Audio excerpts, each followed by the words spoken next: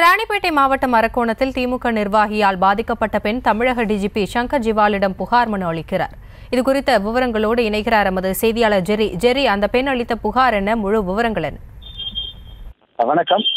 அரக்கோணம் அருகே கல்லூரி மாணவியை ஏமாற்றி திருமணம் செய்து கொண்டதாக திமுக நிர்வாகி மீது புகார் அளிக்க பாதிக்கப்பட்ட பெண் சென்னை டிஜிபி அலுவலகத்திற்கு வருகை தந்துள்ளார்.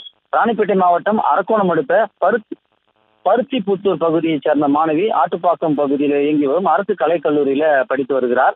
அரக்கோணம் அடுத்த காவனூர் பகுதியைச் சேர்ந்த தெய்வசாயல் என்பவர் திமுகவில் ஒன்றிய இளைஞர் அணி துணை அமைப்பாளராக பதவி வகித்து வருகிறார். அவருக்கு திருமணமாகிய நிலையில் தன்னை ஏமாற்றி காதலிப்பதாக கூறி கடந்த ஜனவரி மாதம் 31ஆம் தேதி சோளிங்கர் கரிக்கல் கோவிலில் பெரியோர்களை எதிர்த்து திருமணம் செய்து கொண்டதாகவும், மார்ச் மாதம் வரை சுமூகமாக சென்ற வாழ்க்கையில் திடீரென தெய்வசாயல் திமுகவின் முக்கிய பிரமுகர்களுக்கு தன்னை இரையாக்க முயற்சித்ததாக குற்றம் சாட்டியிருக்கிறார் அந்த பாதிக்கப்பட்ட பெண். இந்த செயலுக்கு பாதிக்கப்பட்ட கடுமையாக எதிர்ப்பு தெரிவித்த நிலையில் தினந்தோறும் கடுமையாக தாக்கப்பட்டு வந்ததாகவும் தெரிவிக்கிறார்.